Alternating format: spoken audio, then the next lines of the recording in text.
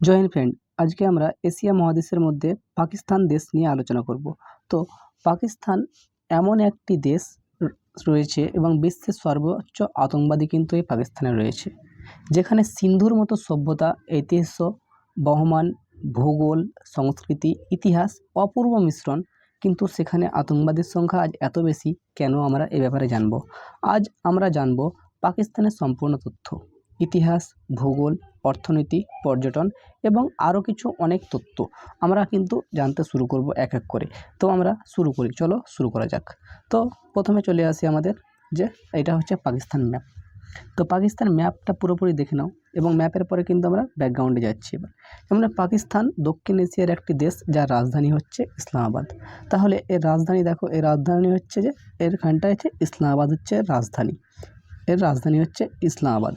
তাহলে এর রাজধানী কোথায়, কোন শহরে পড়ে, কোন স্টেট, হচ্ছে পাঞ্জাব স্টেট। এবার আমরা স্টেট সম্পর্কে এবার আলোচনা করব। যেমন দেখো, পাকিস্তানের আয়তন হচ্ছে যে 8,81,931 বর্গ কিমি। বিশ্বের 33তম বৃহত্তম দেশ। জনসংখ্যা প্রায় 24 কোটি। বিশ্বের পাঁচতম জনবহুল সংখ্যাতে আসে। এর সরকারি ব্যবস্থা হচ্ছে ফেডারাল পার্লামেন্টারি রিপাবলিক, মানে প্রধানমন্ত্রী, রাষ্ট্রপতি, মুখ্যমন্ত্রী এরকমভাবে চলন হয়। অফিসিয়াল ল্যাঙ্গুয়েজ হচ্ছে উর্দু ও ইংরেজি। উর্দু হচ্ছে অফিসিয়াল ল্যাঙ্গুয়েজ বাংলাদেশ, কিন্তু উর্দুটা তৈরি হয়েছিল আমাদের ভারতবর্ষ থেকে, কিন্তু এটা উর্দু পাকিস্তানের ওদের জাতীয় ভাষা হিসাবে কিন্তু ওরা গ্রহণ করে নিয়েছে। তো আমরা এরপরে চলে আসি নেক্সট তথ্যতে। তাহলে এরপরে আমরা দেখব যে নেক্সট তথ্য হচ্ছে যে এটা আমরা দেখলাম পুরোপুরি কি আমরা পাকিস্তান রাজ্য, মানে পাকিস্তান দেশ। পাকিস্তানের দেশের মধ্যে 4টি রাজ্য আছে। আমরা পাকিস্তান রাজ্যে কিন্তু 4টি বড় প্রধান প্রদেশ রয়েছে, যাকে আমরা রাজ্য বলছি। যেমন হচ্ছে পাঞ্জাব, সবচেয়ে জনবহুল এলাকা পাঞ্জাব। তারপর হচ্ছে সিন্ধু, এখানটায় করাচি শহর হচ্ছে বিখ্যাত শহর। বেলুচিস্তান সবচেয়ে বড় কিন্তু জনসংখ্যা কম। এবং খাইবার পখতুন, হিমালয়, হিন্দুকুশ পর্বতমালা এখানে আছে। গুরুত্বপূর্ণ শৃঙ্গ হচ্ছে নাগা পর্বত, 8,126 মিটার। এবং মরুভূমি হচ্ছে থর, কিন্তু থরকে কিন্তু এরা মানে পাকিস্তানে তো একে 40 স্থান বলে, সিন্ধু ও পাঞ্জাবের মাঝখানটায়। এর নদী হচ্ছে সিন্ধু নদী, পাকিস্তানের প্রধান নদী সিন্ধু নদী হিসাবে পরিচিত। এবার আমরা ম্যাপে দেখে নিই। তাহলে ম্যাপে দেখার আগে আমরা ম্যাপে চলে যাই। আমরা এটা দেখো ম্যাপ। তাহলে ম্যাপে আমরা দেখব যে সবথেকে গুরুত্বপূর্ণ হচ্ছে সংখ্যা হচ্ছে। তো 1 নম্বরে এলো পাঞ্জাব, 2 নম্বরে খাইবার পখতুন রাখলাম, 3 নম্বরে বালুচিস্তান রাখলাম, 4 নম্বরে সিন্ধ রাখলাম। এটা কিন্তু পাকিস্তানের 4টি প্রদেশ বা 4টি রাজ্য। আর বাদবাকি যেটা দেখছি আমরা, বাদবাকি যেটা দেখছি এখানটায়, এটা কিন্তু ভারতের অংশ ছিল 1948 সালে কিন্তু মানে পাক যুদ্ধে কিন্তু এটা কবজা করে নেয়, এবং যাকে আমরা বলি POK, পাক অকুপাই কাশ্মীর। এখানটায় AK মানে হচ্ছে আজাদ কাশ্মীর। এখানটায় গিলগিস্তান আর আজাদ কাশ্মীর এই অংশটা পুরোটা কিন্তু কবজা করে নেওয়া হয় এবং অনেকগুলো যুদ্ধ করে এবং হারে। 1948 করে, 1948 পর 1965 করে, 1965 করে, 1965 পর 1971 করে। 1971 তো পাকিস্তানের দুটো 1971 তো পাকিস্তানকে দুটি ভাগে ভাগ করে দেওয়া হয়। একটি হচ্ছে, আগে ছিল পূর্ব পাকিস্তান, তারপরে ছিল পশ্চিম পাকিস্তান। এটা হচ্ছে পশ্চিম পাকিস্তান, পূর্ব পাকিস্তান হচ্ছে বাংলাদেশ। কিন্তু আমরা বাংলাদেশকে, ভারত কী করেছে, দুভাগে ভাগ করে দিয়েছে ওদেরকে। বাংলাদেশ স্বাধীন একটা দেশ তৈরি করে দিয়েছে। এরপরে নেক্সট টপিকে আমরা চলে যাই। নেক্সট টপিকে আমরা এত কিছু জানলাম। নেক্সট টপিকে যেটা আছে, নেক্সট টপিক হচ্ছে যে নেক্সট টপিক দেখো, আমাদের পুরোপুরি এটা কমপ্লিট হলো। নেক্সট টপিক দেখো, এখানটায় আমরা দেখছি পাকিস্তানের অঞ্চল হচ্ছে অনেক এলাকা, এবং হচ্ছে সিন্ধু সভ্যতা এবং 3300 থেকে 1300 খ্রিস্ট পর্যন্ত সিন্ধু সভ্যতা এখানে ছিল। 1948 খ্রিস্টাব্দে 15ই আগস্ট ব্রিটিশ থেকে মুক্ত পায়, সেটা ভারত টাইম অনুযায়ী, ইন্ডিয়ার টাইম অনুযায়ী। কিন্তু পাকিস্তান কী করে, 14ই আগস্ট কিন্তু স্বাধীনতা পালন করে। কারণ যখনই স্বাধীনতা যখন দেয় তখন রাত 12টার সময় দেয়, তো রাত 12টা তখন AM হয়ে যায়।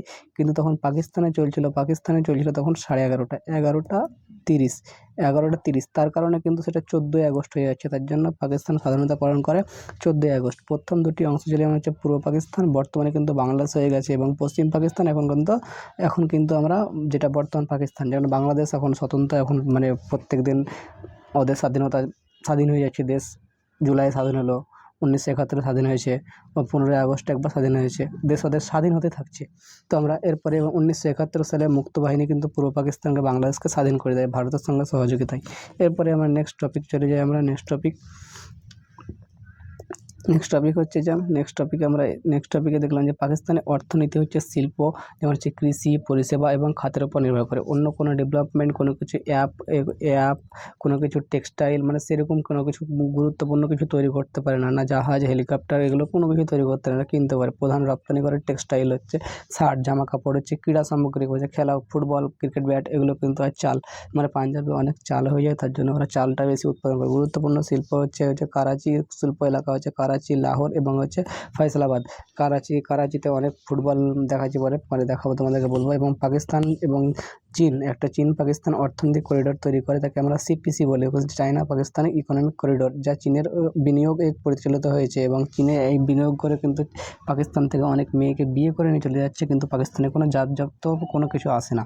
এরপরে আমরা নেক্সট টপিক দেখে নিই। আমরা নেক্সট টপিক যেটা হচ্ছে যে